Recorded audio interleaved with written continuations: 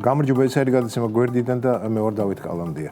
კვლავ მინდა 2 სიტყვა ვთქვა ქიმიურ იარაღზე, მაგრამ არა პირდაპირ, არამედ გვერდიდან შევხედო ამ სიტუაციას. კარგი გასაგებია, ვინც ამ ნაძირლობას ავრცელებს, ის ამას რასაკვირველია თავისი მზაკრული მიზნებისთვის აკეთებს. თვითონ გამამრცელებელი იმდანაც წერიც არა, მართლა რომ დაიჯეროს მთელი ეს სიბრიყვე, მაგრამ მის წინაშეა დასმული ამოცანა, შეაგდოს ხალხის მასებში დეზა, ანუ დეზინფორმაცია.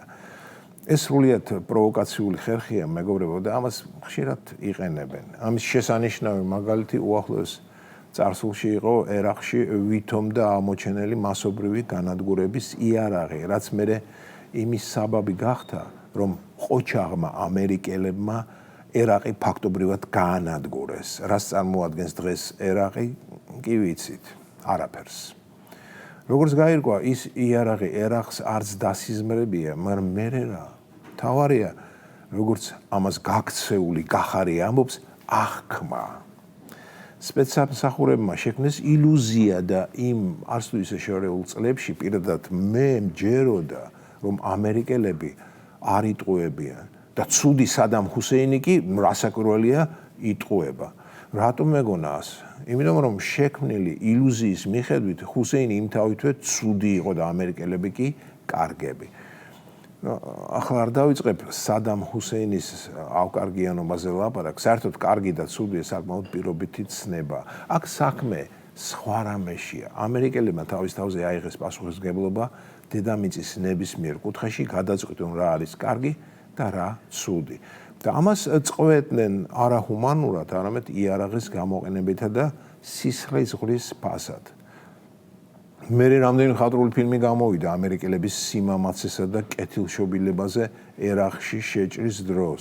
დიახ, ასევე იქნებოდა ილუზია, რომ უცხო ქვეყანაში შეჭრილი ამერიკელი არის კეთილი ადამიანი და იქ ვინც დახვდა, ანუ საკუთარ სახლს ვინც იცავდა, ის ცუდია. და როგორც თქვი უკვე, მე იმ ყველა შემთხვევაში ამერიკელებს ვგულშემატკივრობდი. აი რას ნიშნავს ნიჭიერი პროპაგანდა.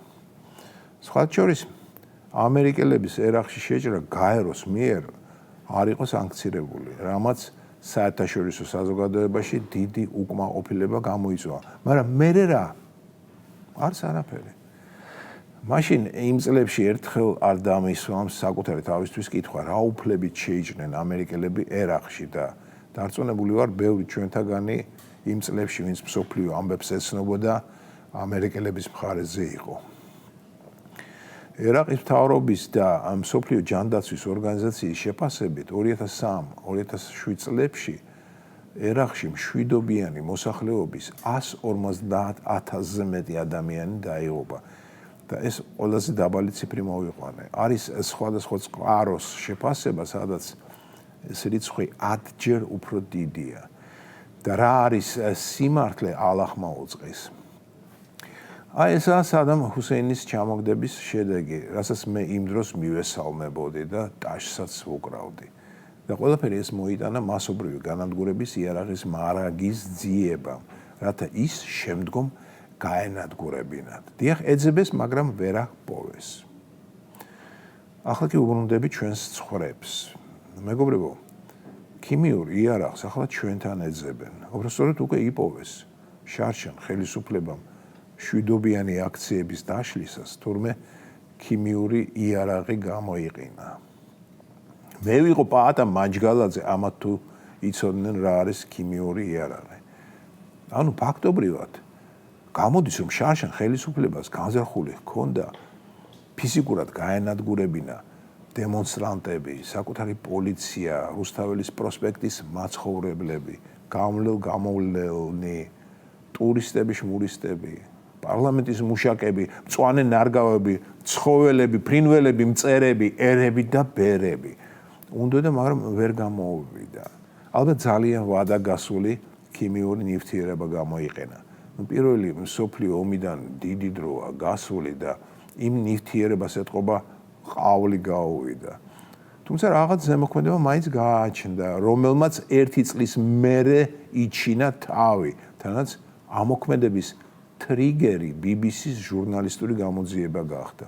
BBC-ს პატიოსან ჟურნალისტებს ის გამოძიება, რომ არ გამოემზეურებინათ, მოწამლულები ვერც მიხვდებოდნენ, რომ მოწამლულები იყვნენ. სამაგიეროდ ახლა ყველა მიხვდა, რომ მოწამლულია. პირადად მე იმ დღეებში არ ვეკარებოდი რუსთაველის პროსპექტს არც დღისით და არც ღამით, მაგრამ როგორც ახლა გამახსენდა, დიდი ხნის წინ ამოღებული კბილი ამტკივდა, რაც იმის დასტურია, რომ რუსთაველზე ეშმაკი გამოუშვეს, სადაც შორ მანძილზე მოქმედების ეშმაკი. დედას გეფიცებით, უკვე ისეთ მარაზმში ვართ გადასული, რომ ამ მარაზმს ყურადღებას დიდად აღარც ვაქცევ. ერთმა ახლობელმა მთხოვა შენც რამე თქვი ამის შესახებ და ამიტომაც დღეს თქვენ წინაშე ვამბობ, რასაც ამის შესახებ ვფიქრობ. თუმცა არც ისე სასაცილოდ გვაქვს საქმე, როგორც გონია. და საქმე ისაა, რომ ახლა ერთ რამეს ვიტყვი და არ გაგიკვირდეთ. რომ არა ჩვენი მეზობელი აგრესორი რუსეთი, რომელიც თავის პერიმეტრზე სხვას არავის აჭაჭანებს, არ გამოვრიცხავ ყოჩახ ბრიტანელებს აქ საქართველოში შეეძლოთ დესანტი გადმოესხათ ქიმიური იარაღის მარაგის განადგურების ეგიდით. და ვინც მათი აზრით ამ საქმეში იყო გარეული, დიდიან პატარიანად მიიღებდა დამსახურებულ სასჯელს. და რა სასჯელია მათი აზრით დამსახურებული, კი ვიცით უკვე. ეს იყო გადაცემა გვერდიდან და მე ვარ დავით კალანდია.